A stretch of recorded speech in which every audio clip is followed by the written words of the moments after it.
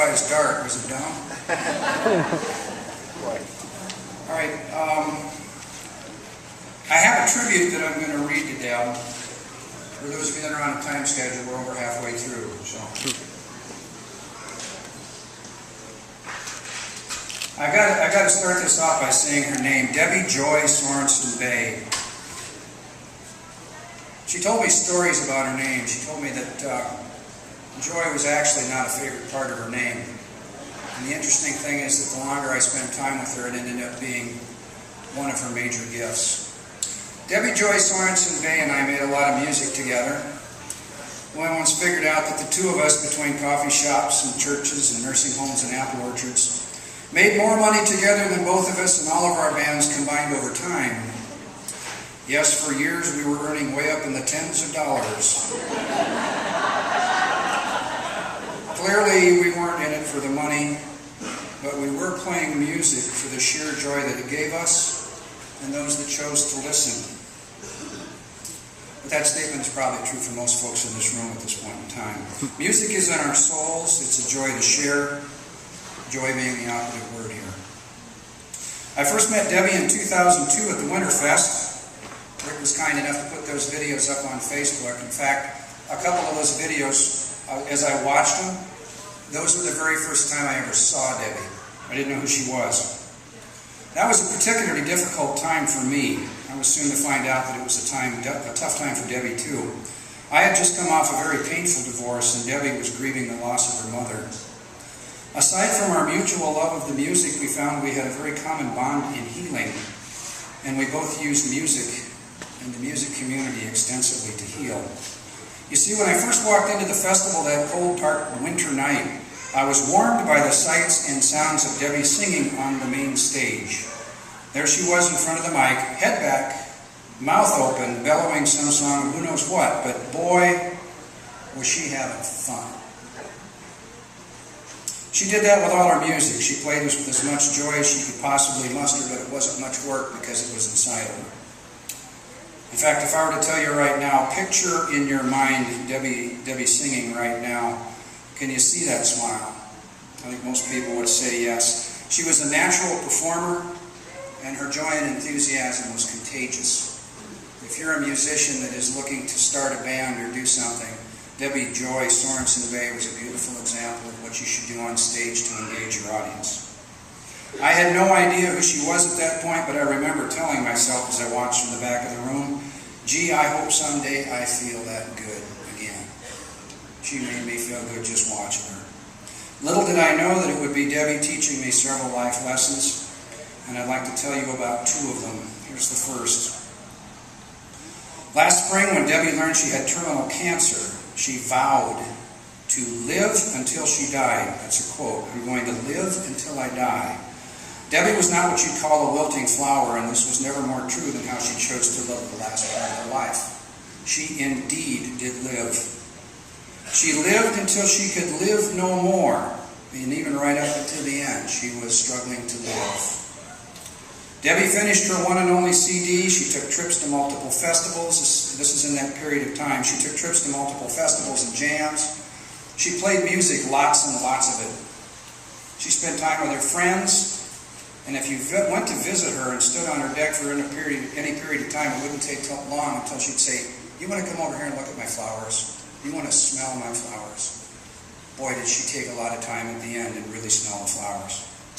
Debbie dearly loved her friends and her family, and the beautiful thing about this community is that we all loved her back. I know dozens of you now out here in front of me stopped by and either fed her, took her on errands, but just stopped by to visit, and often stopped by and play and share music with her. Debbie lived more in her last few months than ever before, but that was her choice, and that was one of her life lessons to us. So, I give you this thought from Debbie. Live until you die. Stop and smell the flowers along the way. Call, go see a friend, help the helpless. And I love this one, play music for strangers. Debbie Joy showed us the joy of a life well lived. We should all use our time as effectively for what really matters, and we should revel in the joy of a life well lived. It's a luxury if we can figure this out. So hear this lesson from Debbie. Live well until you die. Here's the second lesson. I figure God sent us all down here on a mission. He packed our individual body bags with skills and talents and inclinations, and then sent us off on the adventure of our lives.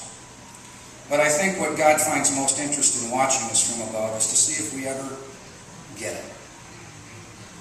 Life is a journey. There's good and bad stuff along the way, and it all does matter. But at some point, if we're really aware, we figure it out. We realize that it really isn't about us or our individual needs at all. Instead, it's about using our God-given gifts and talents to help make the world a better place. That's getting it. Making the world a better place. Debbie had many gifts. She leaves us the legacy of music. Thanks to Jeff, we're going to have the CD. We've got this great archive now of her musical skills from that CD. Many of us got to experience the joy of her music firsthand, either from listening or playing with her. But we also got to experience that buoyant, positive, joyful attitude. Rarely was Debbie in a bad mood. And I was in the hospital with Debbie, it seems like a half a dozen times when the doctors came in and gave her the worst possible news you could imagine. She'd be down for, 5-10 minutes, take a hug or two, and pretty soon she's back up. She's talking about other things that she's going to do, and other things she's going to enjoy. She didn't dwell on the negative.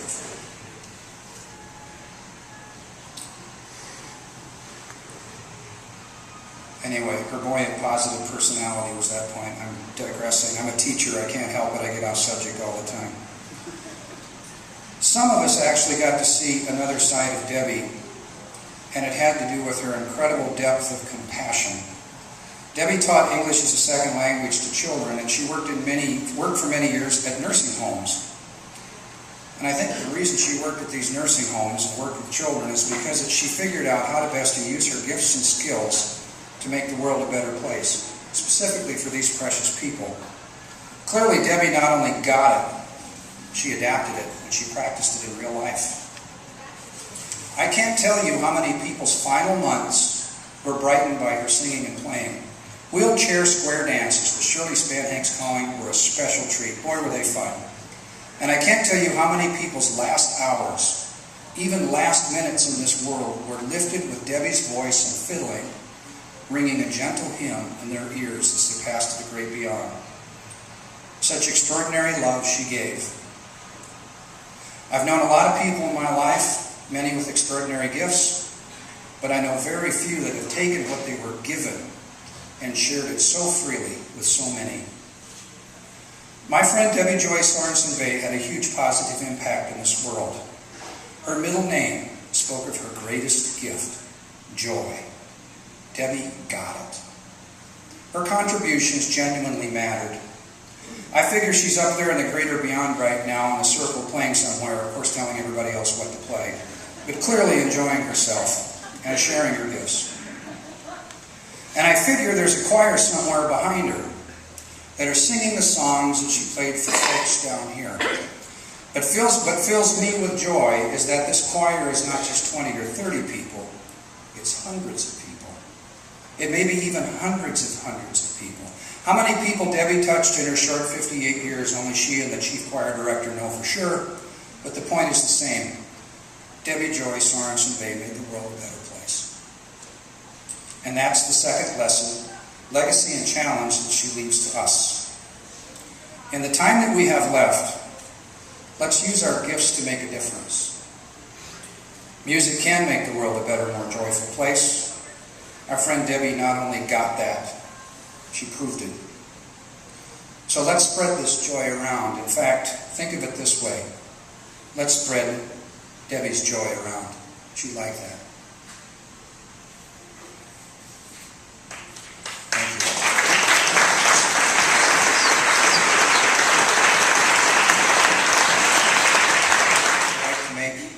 Comment or a statement or tell a short story about Debbie. You don't have to come up to the microphone. You can just stand up where you are and tell a story if you got one. Yes?